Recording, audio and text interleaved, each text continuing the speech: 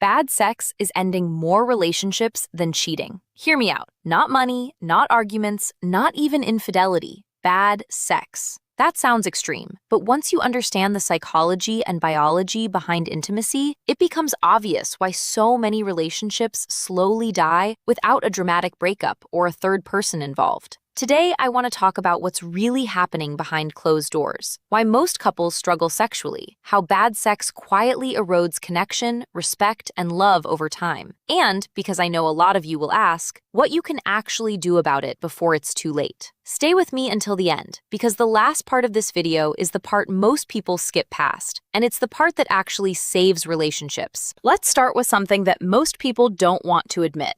They don't have a great sex life. It is more common for couples to have bad or mediocre sex than a great sex life, especially in long-term relationships. Nobody posts about that. Nobody puts, "We haven't been intimate in 4 months" in their anniversary caption. So everyone assumes they're the only ones struggling, when in reality, this is one of the most common private struggles in modern relationships. And the gap is very clear when you look at a woman's experience. Most men orgasm consistently during sex. A significant percentage of women don't, especially in committed relationships. That gap matters. Sex isn't just a physical release. It is emotional bonding, validation, reassurance. When one partner regularly feels unsatisfied or unseen, guess what? Resentment starts forming quietly. Not loudly, not with a fight, quietly. Like a slow leak in a tire. You don't notice it until you're stranded on the side of the road, wondering how it happened so suddenly. Except, it wasn't sudden at all. This is the most common couple that you will ever see. We're fine, but something's off. They don't fight much. They're polite. They function well together. But sex is rushed, predictable, or slowly disappearing. She doesn't feel desired. He feels rejected. Neither talks about it honestly with each other. Just gets brushed under the rug. They might say things like, "We're just busy. It's a phase." That's normal after a few years. Years pass, distance grows. Then one day, somebody says, "I don't feel close to you anymore." Not angry, not dramatic, just tired. And that word, tired, is doing a lot of work. Because it's not the tiredness of one bad week. It's the tiredness of years of unspoken disappointment stacking on top of each other, one Tuesday night at a time. Let's talk about why this pattern is so easy to fall into. In the beginning of a relationship, desire runs on its own. You don't have to plan it, schedule it, or think about it. Novelty does the work for you. But novelty has an expiration date. Once the newness fades, desire stops being automatic. It becomes something that has to be built, protected, and maintained, like a muscle instead of a spark. Most couples were never taught this. They think if the spark isn't automatic anymore, something is wrong with the relationship, when really, something is just wrong with their expectations. They mistake the natural shift from spontaneous desire to responsive desire as proof that love is dying. So they stop trying just as the relationship most needs effort. Now here's why sex is emotional glue, and this is what science tells us. When couples have truly great sex, there is an emotional afterglow, and that can last 24 to 48 hours after the event. During and after sex, oxytocin increases attachment and trust. Dopamine increases motivation and desire. Cortisol drops, reducing your stress. Win-win. That's not romantic talk. That is neurochemistry. Great sex regulates your nervous system. That's why couples who are sexually connected argue less. They feel safer emotionally and are more forgiving. They feel closer without even trying.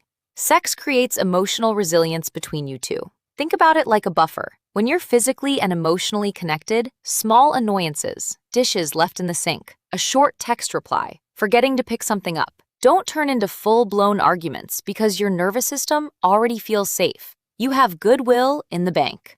But when intimacy disappears, that buffer disappears too. Every small thing starts to feel like evidence in a case you're quietly building against each other. Now let's look at what happens when sex is bad or gone. Stress increases. Insecurity grows, resentment builds up, the affection fades, and the attraction fades. Couples stop touching each other. They stop flirting. They stop feeling wanted. They become pretty good roommates. They still manage the schedules, the kids, the split bills. They handle their logistics, sure, but the intimacy, it's out the window. And when the intimacy dies, attraction follows pretty quickly after that. That's when people start seeking validation elsewhere. Not always physically, sometimes emotionally. A little too much energy invested in a coworker who actually listens. A little too much comfort found in DMs with someone from the past. That's why cheating often happens after intimacy has already collapsed. Cheating is not the root of the problem. It's a symptom. It's the smoke, not the fire. The fire started years earlier, in the silence. Here's a dynamic that destroys many relationships. And if you've lived through it, you'll recognize it instantly. Women stop feeling desired. Men stop feeling wanted. She feels like sex is something done to her, not with her. And then he feels like he's constantly failing or being rejected. Neither feels safe enough to talk about it openly and honestly. So she withdraws emotionally. He withdraws sexually or avoids initiating altogether. Silence replaces curiosity. Resentment replaces desire, and the bond weakens. What makes this dynamic so dangerous is that both people are in pain, but they interpret each other's pain as rejection. She sees his withdrawal as proof he doesn't want her. He sees her distance as proof she doesn't want him. Neither one realizes the other is protecting themselves from the exact same fear. The fear of reaching out and being turned away again. So instead of two people solving a problem together, you get two people quietly protecting their own hearts from each other. And that's how loving people end up feeling like strangers under the same roof. This is the most heartbreaking one. Couples who genuinely love each other. They respect each other. They share history. They don't want to hurt one another, but the sex has been bad for years. And they'll say something like this: "We still love each other, but it doesn't feel romantic anymore." Love survives, but the attraction doesn't, and the desire doesn't. And without attraction and desire, relationships don't collapse overnight. They erode slowly. Bad sex isn't a small issue. It's the core issue. Because sex is where desire is expressed, connection is reinforced, and emotional safety is built. Ignoring it doesn't make it go away. It just keeps damaging, and the damage accumulates. Most couples don't break up because they hate each other. They break up because the intimacy died and nobody knew how to revive it. Let me give you some real signs that intimacy is quietly dying, because a lot of people don't notice until it's already gone.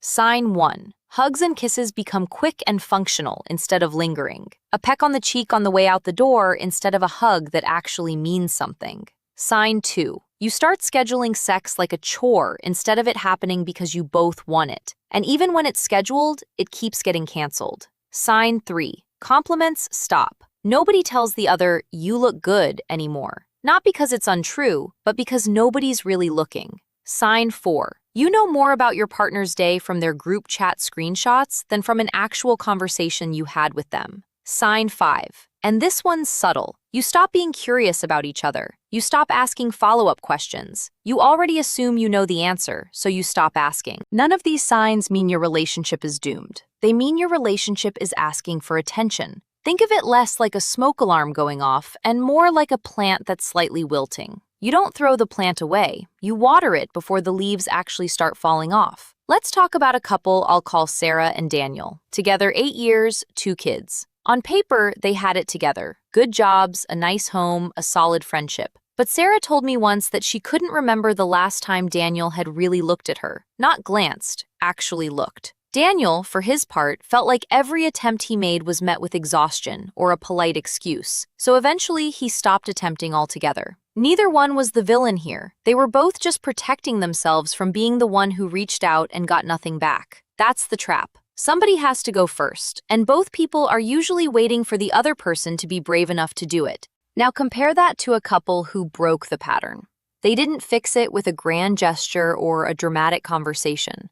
They fixed it by getting curious again, asking each other real questions at dinner instead of talking logistics, putting the phones in another room for even 20 minutes a night, and being willing to say, "I miss this," instead of pretending they didn't notice anything had changed. Small, unglamorous, consistent effort. That's genuinely what rebuilds intimacy, not a weekend in Paris. 20 minutes of undivided attention, repeated night after night. I also want to address something a lot of people get wrong. They think the goal is to get back to how things felt at the very beginning of the relationship. That's actually the wrong goal, and chasing it usually leads to disappointment. Early relationship desire is chemically different. It's driven by novelty, uncertainty, and a flood of dopamine that simply cannot be sustained for decades. The goal isn't to recreate that feeling. The goal is to build a different, steadier kind of desire, one based on knowing each other deeply, choosing each other on purpose, and creating enough safety and novelty that wanting each other stays alive, even if it doesn't feel exactly like it did on date 3. So let's talk about why couples avoid this conversation in the first place, because that's really the root of everything. Talking about sex feels riskier than talking about almost anything else in a relationship. You can argue about money and still feel like a competent adult. You can argue about chores and still feel respected. But bringing up disappointment in the bedroom touches identity in a way nothing else does. For a lot of men, it touches their sense of adequacy. For a lot of women, it touches their sense of desirability. So instead of risking that vulnerability, people say nothing, and nothing slowly becomes the loudest thing in the relationship. There's also a timing problem. Most couples only bring up sex when they're already frustrated, late at night, after being turned down again, in a tone that sounds more like a complaint than a conversation. And the moment it sounds like a complaint, the other person gets defensive, and defensiveness kills honesty instantly. So the conversation either doesn't happen or it happens badly, and either way, nothing improves. Let's talk about what actually keeps this cycle going, because it's rarely about attraction disappearing. It's usually about safety disappearing. Desire needs two things to survive long-term: safety and novelty. Safety, so you feel secure enough to be vulnerable. Novelty, so the relationship doesn't go completely stagnant. Most long-term couples overcorrect on safety and lose all their novelty. Everything becomes predictable. Same routine, same time, same script, if it happens at all. And predictability, while comfortable, is the natural enemy of desire. On the flip side, some couples chase novelty without ever rebuilding safety. They think a weekend away or a new, spicy idea will fix things. But if there's unresolved resentment underneath, no amount of novelty will override that emotional distance. You cannot candlelight your way out of built-up resentment. The emotional work has to come first. So, what actually helps? Let's get practical, because awareness without action doesn't fix anything. First, talk about it outside the bedroom. Not in bed, not right after being rejected, not in the heat of frustration. Pick a calm moment, a walk, a car ride, a quiet evening, and lead with curiosity instead of blame. Something like, "I miss feeling close to you. Can we talk about that?" lands completely differently than, "We never have sex anymore." One invites a conversation. The other invites a defense. Second, separate the problem from the person. If sex has become inconsistent or unsatisfying, that is a shared problem to solve together, not a character flaw to assign to one partner. The moment it becomes your problem, the other person shuts down. The moment it becomes our problem, you're finally on the same team again. Third, rebuild small physical touch before you rebuild sex. Holding hands, a hand on the back, a hug that lasts more than 2 seconds. These sound small, but they rebuild the nervous system's sense of safety with each other without any pressure attached. A lot of couples try to jump straight back into sex after months of distance and wonder why it feels awkward or forced. That's because you skipped the rebuilding phase. Trust and warmth have to be reestablished in small doses before the bigger reconnection feels natural again. Fourth, get curious about what changed together. Stress, kids, health, body image, unresolved arguments, something usually shifted underneath the surface. Instead of assuming your partner just stopped caring, ask what's actually going on for them. You might be surprised to learn the distance was never about you at all. Sometimes it's about exhaustion or feeling unattractive or carrying invisible stress you didn't even know about. Fifth, and this is the one people resist the most, consider getting outside support if you're truly stuck. A couples therapist or a sex therapist isn't a sign that your relationship has failed. It's a sign that you care enough to fix it properly instead of letting it quietly rot for another 5 years. There is no trophy for suffering in silence. One more thing worth mentioning. Timing and energy matter more than people give them credit for. A lot of couples only ever try to connect at 11 at night after a full day of work, parenting, and errands, when both of you are running on fumes. Then they wonder why desire never shows up. Desire needs some energy left over to work with. It can't run on empty. If every attempt at intimacy happens in the last 5 exhausted minutes before you fall asleep, of course it starts to feel like one more task on an already impossible list. Sometimes the fix isn't emotional at all. It's as simple as protecting a little bit of energy earlier in the day or the week, instead of always giving each other the leftovers. It also helps to stop treating a single awkward or unsuccessful attempt at reconnecting as proof that nothing works. Rebuilding intimacy isn't a straight line. There will be nights that feel forced, conversations that land wrong, attempts that fizzle out. That doesn't mean you failed. It means you're two real people relearning each other after a long stretch of distance. And that takes more than one try. The couples who actually turn things around are rarely the ones who get it right immediately. They're the ones who don't quit after the first awkward attempt. Here's the real takeaway. If you want a strong relationship, you cannot treat sex like a bonus feature. It is foundational. Great sex doesn't mean constant novelty or perfection. It just means curiosity, presence, a little bit of effort, and emotional safety. Because when intimacy is alive, love feels easier, conflict feels manageable, and connection just feels natural again. And when intimacy is ignored, the relationship doesn't explode. It just slowly fades quietly. Bad sex is ending more relationships than cheating, because by the time cheating happens, the bond was already gone. The affair is just the headline. The real story was written months, sometimes years before, in every conversation that didn't happen, every night that ended in silence instead of closeness, every small rejection that was never talked through. So if you're watching this and something in it felt a little too familiar, that's not a reason to panic. It's actually a good sign, because it means you can still see the problem clearly,